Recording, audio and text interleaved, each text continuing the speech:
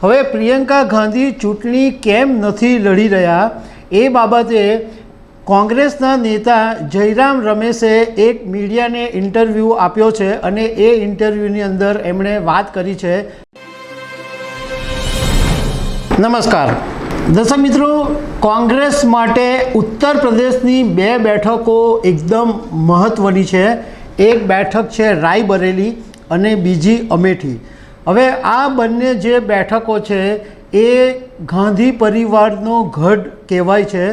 એટલે આ વખતે એક એવી ચર્ચાએ જોર પકડ્યું હતું કે રાયબરેલીની બેઠક અથવા તો અમેઠી, આ બેમાંથી કોઈ એક બેઠક ઉપર પ્રિયંકા ગાંધી વાડ્રા ચોક્કસ ચૂંટણી લડશે અને ઇવન કોંગ્રેસના નેતાઓ પણ એવું માનતા હતા કે પ્રિયંકા ગાંધી આ વખતે ચૂંટણી લડવી જોઈએ।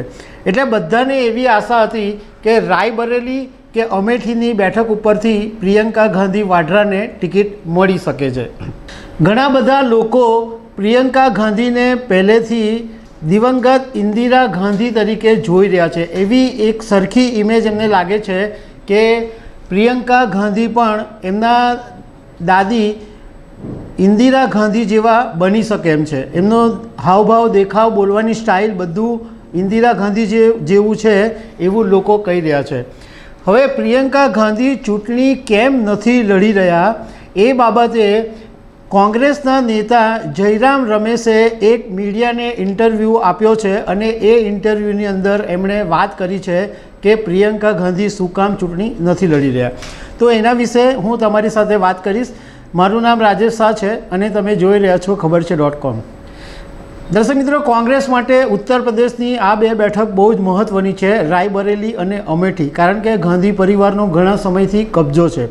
અને રાયબરેલીની બેઠક ઉપર કોંગ્રેસના નેતા સોનિયા ગાંધી છેલ્લી 4 લોકસભા બેઠક જીતેલા, પરંતુ એમણે ગયા વખતે જ એવું કીધેલું કે મારી તબિયત સારી નથી એટલે આ વખતે હું લોકસભાની ચૂંટણી લડવાની નથી, અને કોંગ્રેસે એમને રાજ્યસભાના સાંસદ પણ બનાવી દીધા। એટલે રાયબરેલી પર ગાંધી પરિવારમાંથી કોણ ચૂંટણી લડશે એની અટકળો ચાલી રહી હતી અને બધાને એવું જ લાગતું હતું કે પ્રિયંકા ગાંધી સર્વશ્રેષ્ઠ છે, પ્રિયંકા ગાંધી ત્યાંથી ચૂંટણી લડશે એવું બધા માની રહ્યા હતા।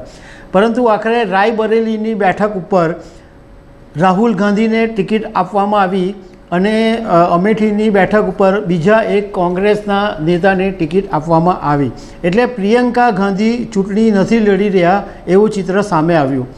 હવે કોંગ્રેસના નેતા જયરામ રમેશે એક ઇન્ટરવ્યૂ આપ્યો, એમાં એમણે સ્પષ્ટતા કરી છે કે શું કામ પ્રિયંકા ગાંધી ચૂંટણી નથી લડી રહ્યા।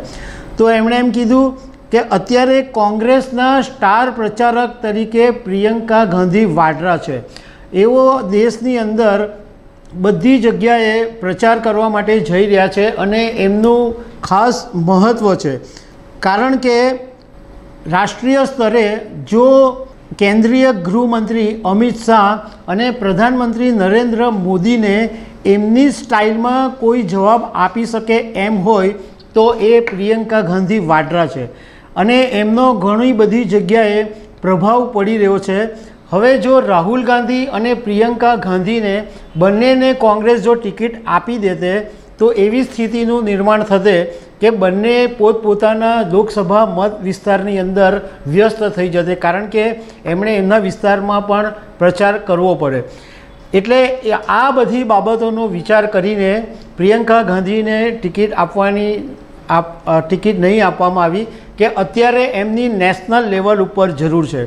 બીજું કે રાહુલ ગાંધી પણ નેશનલ લેવલે પ્રચાર કરી રહ્યા છે અને ઝંઝાવાતી પ્રચાર કરી રહ્યા છે। પ્રધાનમંત્રી નરેન્દ્ર મોદી જેમ બધી જગ્યાઓએ જઈને સભા કરી રહ્યા છે એમ રાહુલ ગાંધી પણ બધી જગ્યાએ જઈને સભાઓ કરી રહ્યા છે અને રાહુલ ગાંધીએ રાયબરેલીની અંદર પણ પ્રચાર કરવો પડશે। આ બધી બાબતો ધ્યાનમાં રાખીને અમે એમ વિચાર્યું કે પ્રિયંકા ગાંધી અત્યારે દૂર રહે તો સારું। બીજું કે એમણે એ વાતની પણ સ્પષ્ટતા કરી કે પ્રિયંકા ગાંધી રાજકારણમાં નથી આવ્યા એવું કહેવું ખોટું છે। પ્રિયંકા ગાંધી ઓલરેડી રાજકારણમાં છે જ અને પ્રિયંકા ગાંધી રાજકારણ માટે જ બનેલા છે। એમને જયરામ રમેશને એક સવાલ પૂછવામાં આવ્યો કે ફોર્મ ભરવાની જ્યારે અંતિમ દિવસ હતો ત્યારે ઉમેદવારનું નામ તમે જાહેર કર્યું તો એની પાછળનું કારણ એવું હતું કે રાહુલ ગાંધી અને પ્રિયંકા ગાંધીની અનિચ્છા હતી. તો એમણે કીધું કે ના, એવું બિલકુલ નહોતું. અમારો જો તમે ઇતિહાસ જોશો તો જેટલી પણ અગાઉની ચૂંટણીઓ થયેલી છે એમાં ફોર્મ ભરવાના છેલ્લા દિવસે ઘણી બધી વખત અમે ઉમેદવારોના નામ જાહેર કરેલા છે. એટલે એવું કંઈ નથી કે અમે કંઈ પ્રિયંકા ગાંધી રાહુલ ગાંધીની અનિચ્છા હતી, એવું કોઈ વાત નથી. તો દર્શક મિત્રો, આવી અનેક વાતો સાથે અમે તમને મળતા રહીશું. Thank you very much.